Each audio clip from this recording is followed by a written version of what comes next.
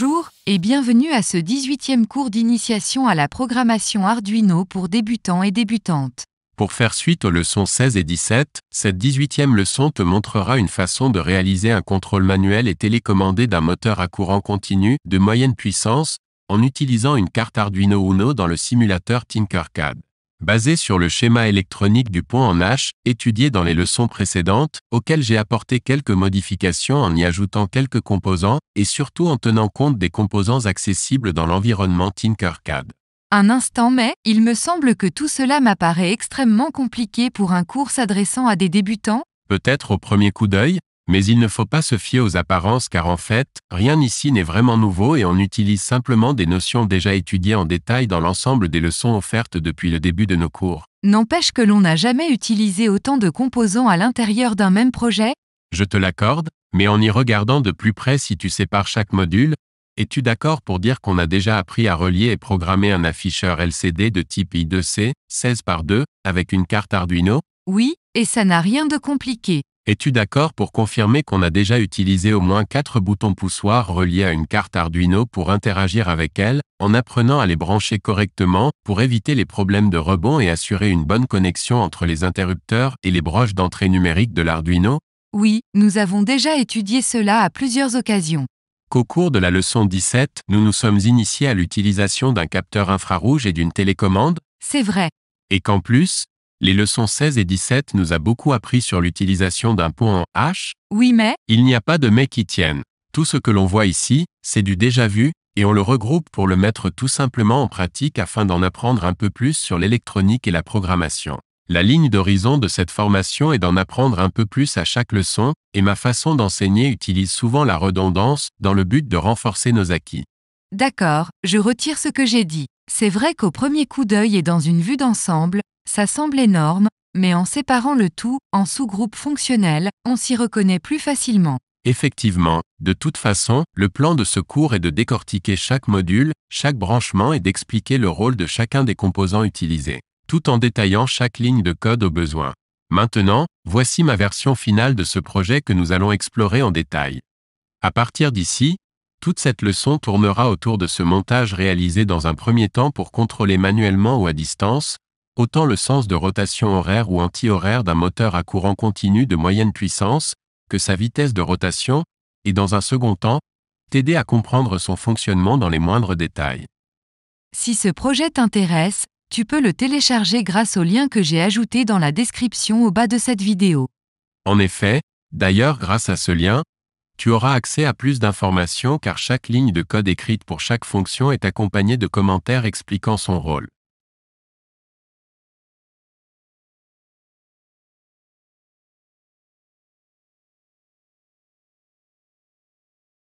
Conscient qu'une vue d'ensemble de ce montage peut te sembler un peu déroutant, je vais reprendre ce projet section par section, en commençant par le début. Je commence par la partie la plus simple, c'est-à-dire en reliant un afficheur LCD à la carte Arduino en passant par les broches 7 à 12 de l'Arduino. Si tu as suivi ces cours depuis le début, cela devrait être du déjà vu et d'une grande simplicité. Quant à la programmation de cette première étape, elle demeure la même. Dans l'entête de l'environnement de programmation, tu dois inclure la bibliothèque Liquid Crystal comme le montre la ligne 2. Ensuite, ligne 14, tu dois créer l'objet LCD de la classe Liquid Crystal, en incluant les broches 12, 11, 10, 9, 8 et 7 lui permettant de communiquer avec l'Arduino. Puis, dans la section « Initialisation », qui débute à la ligne 40, tu initialises l'objet LCD à deux lignes de 16 caractères, comme le montre la ligne 43. Et finalement, à la ligne 52, ces trois fonctions permettent d'afficher « Ready » au centre de la première ligne de l'objet LCD pendant 2 secondes au démarrage du programme. C'est aussi simple que ça. C'est tout ce qu'on a à savoir pour le moment. Poursuivons maintenant en ajoutant la section de commande à distance et manuelle. Pour le contrôle à distance, j'ai ajouté une télécommande et un capteur infrarouge. Vu de plus près et dans cette position, la première broche du capteur IR est alimentée par la broche 5 volts de l'Arduino. La broche du centre est reliée à la broche GND, tandis que la troisième broche correspond à la sortie du capteur, elle va rejoindre la broche 2 de l'Arduino. Ceci dit, Arrêtons-nous ici et allons explorer dans l'environnement de programmation comment ce capteur infrarouge a été déclaré pour le rendre fonctionnel. De retour dans l'entête déclarative, tu dois inclure la bibliothèque IR-Remote, comme tu le vois à la ligne 5. Ensuite, à la ligne 8, tu assignes le nom de la variable de type constant integer, pin-bas capteur IR, à la broche 2 de l'Arduino, ainsi elle devient le canal d'entrée du signal infrarouge. Puis comme le montre la ligne 11, tu dois créer un objet capteur IR de la classe IRRECV, incluant entre ces parenthèses les paramètres précisant le canal de réception du signal IR. Un peu plus bas dans la partie initialisation débutant à la ligne 40, et si tu regardes la ligne 59, cette fonction a pour rôle de démarrer le capteur infrarouge dès que le programme est lancé. Ceci dit, puisque dans la leçon précédente nous avons déjà exploré de près comment utiliser cette télécommande, je pense inutile de revenir plus en détail sur son fonctionnement et sa programmation. Aussi, passons au contrôle manuel. En y regardant de plus près, tu peux constater qu'il s'agit d'un simple dispositif servant à contrôler manuellement les 5 fonctions principales de ce projet qui sont le sens de rotation horaire et anti-horaire, la vitesse de rotation et l'arrêt d'un moteur à courant continu de moyenne puissance. Chacun des composants placés sur cette platine d'essai a son rôle à jouer. Commençons par les 5 résistances R1 à R5. Il s'agit de 5 résistances de 10 kΩ reliées entre la masse et la sortie de chaque bouton poussoir. Elles ont le rôle de pull-down, c'est-à-dire qu'elles tirent vers la masse les tensions résiduelles des condensateurs anti-rebond dès que son bouton poussoir est relâché. Quant aux 6 résistances R6 à R11, elles sont reliées entre la masse et la cathode de chacune des LED témoins. Leur valeur peut varier entre 150 et 220 ohms. Elles ont le rôle de protéger les LED en limitant le courant appliqué à l'anode de chacune de ces LED afin qu'il ne dépasse pas les 20 mA. En utilisant des résistances de 220 ohms, la luminosité est excellente et la durée de vie des LED est considérablement accrue comparativement à des résistances de 150 ohms qui laisseraient passer un courant frôlant la limite maximale de 20 mA que ces LED peuvent supporter. Précisons que ces 6 LED sont des LED standards. Dans ce cas-ci, on parle de LED capables de supporter un courant maximal de 20 mA avec une tension de 2,2 volts. Elles ont le rôle de témoin. La LED 1, étant reliée en passant par R6 à la masse et à la broche D13 de l'Arduino, témoigne qu'un signal infrarouge envoyé par la télécommande est reçu à la broche D2. Quant aux 5 autres LED, dont l'anode est reliée à la sortie de chacun des boutons poussoirs, leur rôle est de s'illuminer dès que l'on presse un des boutons poussoirs pour indiquer qu'une tension de 5 volts est envoyée à l'une des 5 broches d'entrée de l'Arduino. En fait, la présence de ces 6 LED est facultative. Je les ai ajoutés surtout pour l'aspect pédagogique. Passons maintenant aux 5 condensateurs, C1 à C5 d'une valeur de 10 nanofarad. Ces 5 condensateurs reliés entre la masse et la sortie de chacun des boutons poussoirs remplissent le rôle d'anti-rebond. Les condensateurs anti-rebond ont le rôle de filtrer les parasites provoqués par toute forme d'interrupteur mécanique. Pour un bref rappel, mis à part les commutateurs au mercure, aucun interrupteur, commutateur ou relais mécanique n'est parfait. Ils ont tendance à provoquer des parasites et les microcontrôleurs sont très sensibles au parasitage et cela provoque trop souvent des effets indésirables. Finalement, les 5 derniers composants de cette partie du montage sont 5 boutons poussoirs de type normalement ouvert nommés SW1 à SW5. Il va sans dire que leur rôle est d'activer manuellement les fonctions programmées. SW1 et SW2 en plus de démarrer le moteur sélectionnent le sens de rotation de ce dernier. La sortie de SW1 est reliée à la broche d'entrée à 0 de l'Arduino. Une fois pressé, il appelle la fonction rewind ou renverse. Il lance la rotation du moteur dans le sens anti-horaire. Quant à SW2, relié à la broche d'entrée à 1, appelle la fonction forward ou avance. Il inverse la polarité et lance la rotation du moteur dans le sens horaire. Pour ce qui est de SW3 et SW4, ils sont reliés respectivement aux broches d'entrée A2 et A3 pour appeler les fonctions speed plus et speed moins. Leur rôle est de contrôler la vitesse du moteur. Et pour finir, SW5 est relié à la broche D3, il appelle la fonction stop motor, ce qui coupe l'alimentation et place le moteur en mode freinage.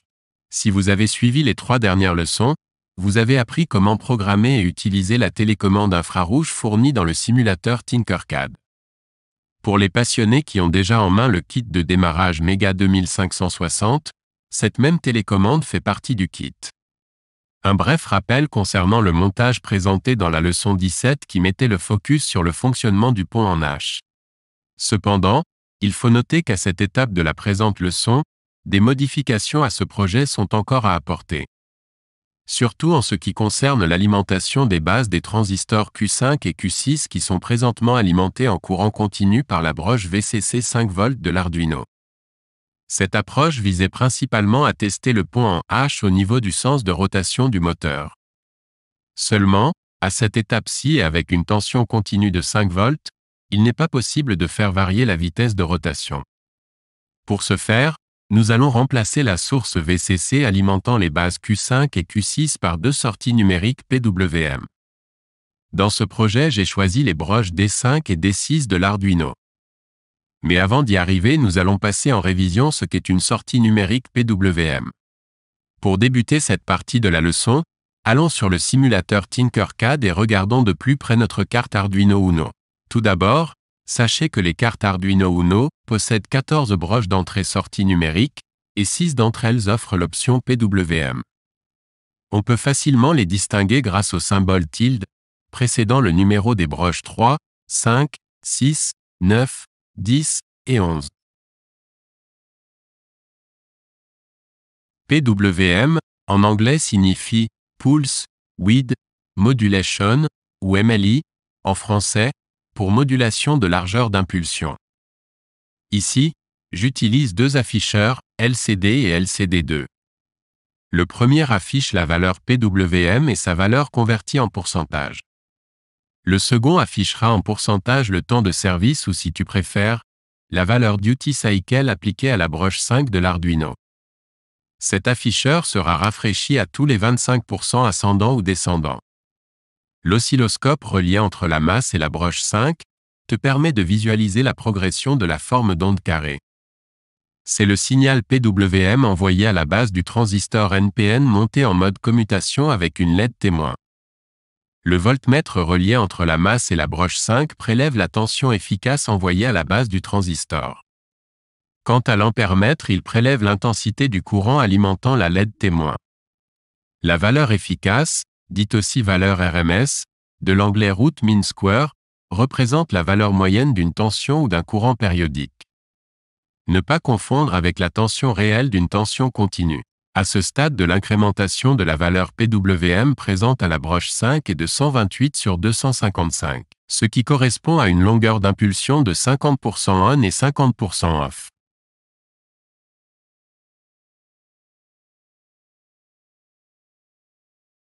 La valeur PWM présente à la broche 5 est maintenant de 192/255, ce qui correspond à une longueur d'impulsion de 75% on et 25% off.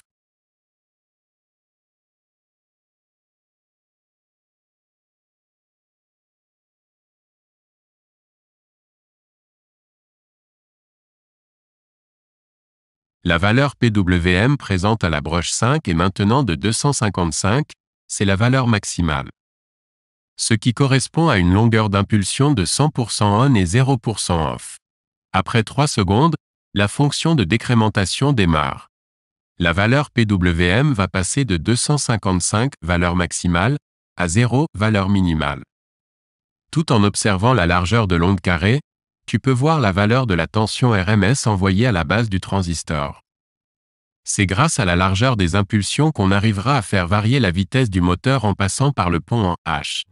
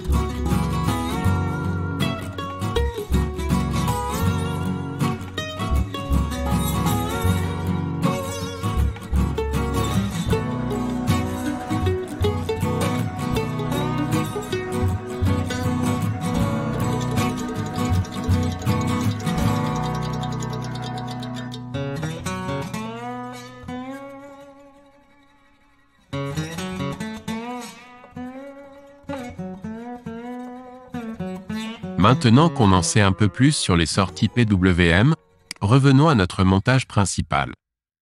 Comme je l'ai dit un peu plus tôt, j'ai choisi les broches PWM D5 et D6, auxquelles j'ai relié un oscilloscope et un voltmètre afin de pouvoir suivre le signal envoyé aux bases des transistors Q5 et Q6 du pont en H. Quant aux deux voltmètres, ils prélèvent la tension RMS de sortie des broches 5 et 6. De retour dans l'environnement de programmation, plus précisément dans l'entête déclarative, entre les lignes 16 et 22, tu peux voir que les broches 5 et 6 ont été déclarées en leur assignant chacune un nom de variable de type constant integer. J'ai nommé la broche 5 base Q5 et base Q6 pour la broche 6 comme le montrent les lignes 18 et 22. Ensuite, dans la section initialisation débutant à la ligne 40, plus précisément à la ligne 46, la fonction pinMode assigne le mode output aux broches 5 et 6. Ces deux sorties PWM sont commandées soit par les boutons poussoirs SW1 à SW5 ou la télécommande infrarouge. Comme précisé un peu plus tôt, la sortie des boutons SW1 à SW4 est reliée respectivement aux entrées analogiques de A0 à A3. Quant à la sortie de SW5, elle est reliée à la broche D3. Ces 5 broches ont été déclarées entre les lignes 24 et 29 de l'entête déclarative et initialisées en mode input dans la section initialisation aux lignes 49 et 50. Le rôle de chacun de ces boutons poussoirs, une fois pressés, est d'envoyer une tension continue de 5 volts à la broche d'entrée à laquelle ils sont raccordés. Si tu prends la peine de te rendre dans l'environnement de développement, à la section exécution, débutant à la ligne 66, ou si tu préfères, à même la fonction loop, tu pourras lire les instructions associées à chacun de ces boutons. Comme tu le sais déjà, la fonction loop est le cœur du programme. Son rôle est d'exécuter en boucle chaque instruction qui s'y trouve, les unes après les autres et recommence sans cesse tant que le programme est en marche.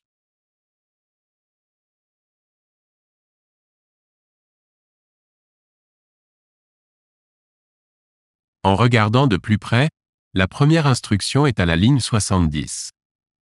On a là une instruction conditionnelle if, qui dit au compilateur, si, et seulement si, le capteur IR reçoit un signal, alors exécute, là, où les fonctions inscrites entre la paire d'accolades.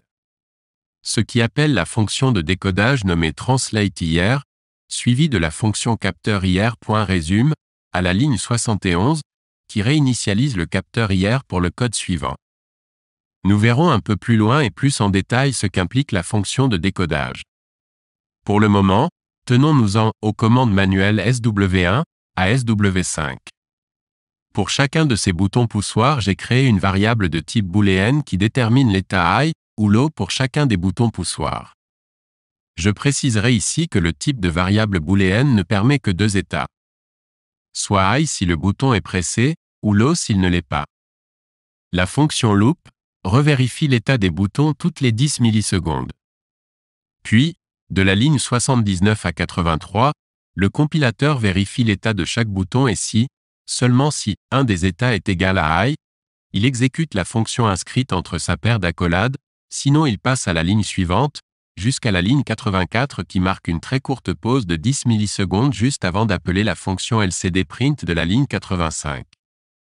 Ne pas confondre cette dernière avec l'instruction lcd.print. Ici, lcdprint est une fonction personnalisée contenant entre sa paire de parenthèses une chaîne de caractères à importer.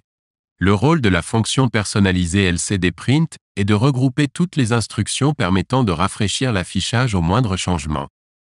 Pour résumer, dans un premier temps, la fonction loop a le rôle de revérifier en boucle si un code IR est envoyé par la télécommande, puis revérifie si l'état d'un des 5 boutons poussoirs a changé.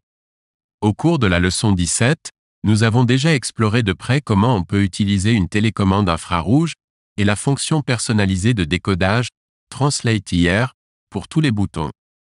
Ici, je reprends la même programmation à la différence près que je n'ai conservé que les 5 cases correspondant aux 5 boutons utilisés pour ce montage. Comme je dis souvent, une démo vaut 1000 mots. Avant de lancer la démo, je souhaite attirer ton attention sur les points communs entre les 5 boutons de la télécommande et ceux du contrôle manuel. Commençons par SW1 et le bouton double flèche à gauche. Tous deux appellent la fonction Rewind Motor. Cette fonction démarre le moteur dans le sens anti-horaire. SW2 et le bouton double flèche à droite appellent la fonction Forward Motor. Cette fonction démarre le moteur dans le sens horaire. SW3 et volume-, tous deux appellent la fonction Speed-. Le rôle de cette fonction est de décrémenter par pas de 5% la largeur d'impulsion. Quant à SW4 et volume+, ils appellent la fonction Speed+, qui incrémente par pas de 5% la largeur d'impulsion. Tu auras compris que les fonctions Speed- et Speed+ contrôlent la vitesse de rotation du moteur. Et finalement, SW5 et le bouton fonction Stop de la télécommande appellent la fonction Stop Motor. Cette fonction arrête le moteur. Tu peux consulter la programmation des boutons de la télécommande entre les lignes 127 et 151 de l'environnement de programmation. Elles font toutes partie de la fonction personnalisée Translate Here. Par défaut, au démarrage du programme, la valeur PWM est réglée à 128. Ce qui correspond à un cycle de service de 50%.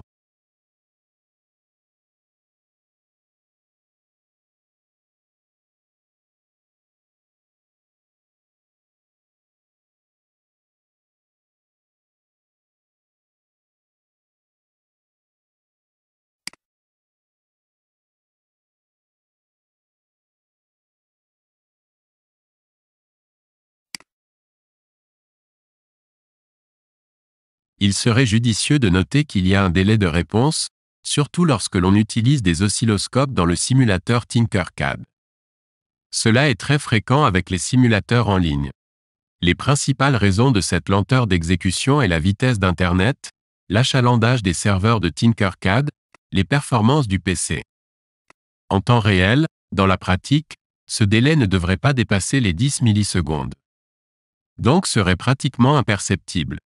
Mais comme on le voit ici, c'est loin d'être le cas.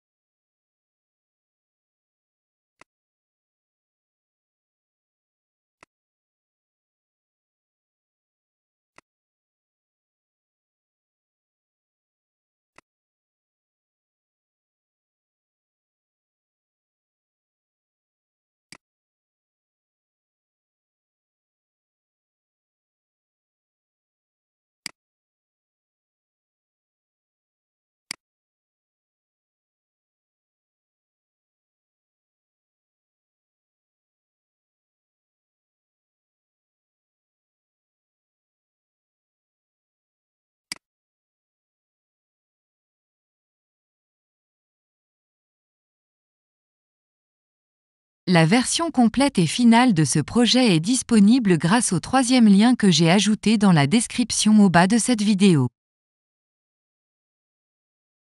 En espérant que cette vidéo t'a été utile, assez explicite et instructive. Si oui, clique sur j'aime, laisse-nous tes commentaires et si ce n'est déjà fait, abonne-toi et partage cette vidéo avec tes amis. C'est ce qui nous encourage à faire d'autres cours.